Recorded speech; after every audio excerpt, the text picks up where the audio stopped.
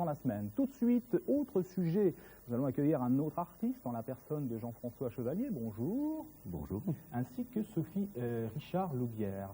Alors Sophie, vous êtes venue nous parler d'un théâtre qui renaît, après avoir connu un petit peu le creux de la vague, et ce n'est pas péjoratif, rassurez-vous, un théâtre qui renaît, c'est le TGP, comme on dit dans la région, c'est le théâtre Gérard Philipe, qui est à Frouard. Exactement. Alors le théâtre Gérard Philipe, effectivement, il a vécu et maintenant il vit. Je dirais, moi je ne parlerai pas de cendres, hein, parce que pour moi de toute manière c'est un mot banni, mais tout à l'heure on en parlera presque des cendres avec Jean-François. Le TGP, on a mangé les dragées au mois d'octobre, puisque c'était le baptême, la renaissance d'un théâtre qui, je dirais, a beaucoup d'ambition. Il a l'ambition d'être un petit peu comme une maison de la culture, de vulgarisation de la culture pour Frouard et puis toutes les villes environnantes.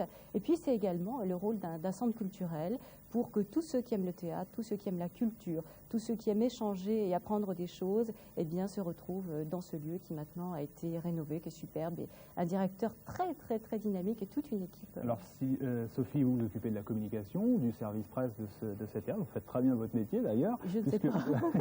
Et puis nous accueillons donc aujourd'hui Jean-François Chevalier qui est un sculpteur qui réalise une expo au sein du TGP qui s'appelle Gueule d'enfer. Alors pourquoi Gueule d'enfer Tout simplement, la Gueule d'enfer, c'est le confluent de la Meurthe et de la Moselle. Et c'est à cet endroit que j'installerai, disons, une immense sculpture qui est faite de mer de coulée, d'outils sidérurgiques qui seront placés juste sur le méridien, qui fonctionneront, disons, comme un cadran solaire. Voilà. Alors justement, là on voit les images en ce moment de l'exposition de Jean-François Chevalier, qui est donc présente tout le mois de mars, avril, et puis ce qu'on peut dire aussi, c'est qu'on n'a pas que des œuvres, on a aussi, comment dire, une maquette, là qu'on vient de voir à l'instant, du site qui s'appelle La Gueule d'enfer, où on va implanter une sculpture, une sorte de sculpture symbole pour la région. C'est-à-dire que c'est une exposition parcours, elle se propose de réunir des œuvres que j'ai faites autour de la sidérurgie, si vous voulez. Oui. Et le centre, ça sera donc la Gueule d'enfer avec cette installation. D'accord.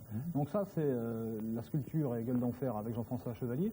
C'est une étape du renouveau du théâtre Gérard Philipe. Quelles sont les autres étapes, Sophie? D'autres étapes, eh bien, on a, pour le début de la saison, on a des choses très intéressantes, comme une création théâtre, Les Naufragés du service 13, avec la compagnie Les Acharnés.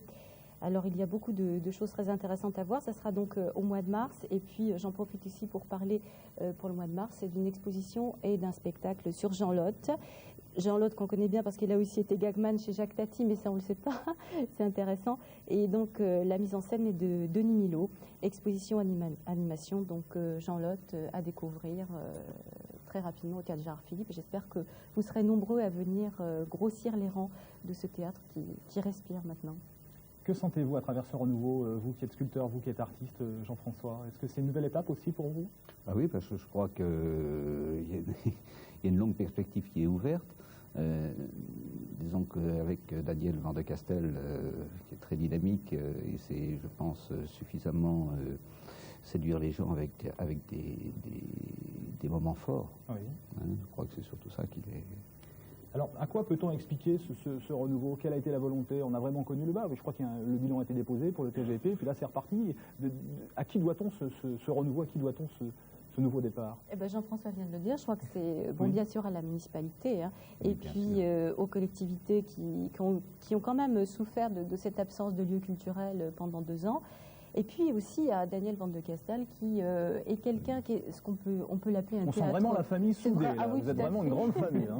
C'est quelqu'un qu'on peut dire, c'est un vrai théâtreux. C'est quelqu'un quand on le regarde dans les yeux. Un théâtreux. Je ne connaissais pas cette expression, mais je la qualifierais de bonne. On y voit des tas de choses, des mises en scène, on y voit des sculptures, on y voit beaucoup d'idées. Comment réagit le public avec ce nouveau départ? Parce que c'était quand même leur patrimoine, ce TGP là. Comment réagissent-ils? Bien, je suppose. Oui, c'est-à-dire que les gens sont ravis, tout le monde est agréablement surpris de revoir la lumière dans le théâtre. Et puis aussi, il y a des projections pour les enfants, on organise des choses pour la ville. Hein. C'est pas seulement un centre culturel, c'est aussi une maison ouverte à tous, où les gens peuvent venir s'exprimer, c'est ça qui est important. Et au vernissage, on se marche sur les pieds. Hein. Ah bah c'est, voilà, une bonne preuve. Ce que j'essayais de vous faire comprendre à travers cette interview, c'est que je crois qu'il ne faut jamais jamais baisser les bras. Si vous êtes artiste, si vous êtes organisateur de manifestations, même quand ça ne va pas, eh bien, il ne faut jamais baisser les bras. Il faut garder, il faut avoir ce courage de continuer. Et je crois que c'est ce que toute l'équipe du TGP, avec Jean-François et Sophie aujourd'hui, ont réussi à nous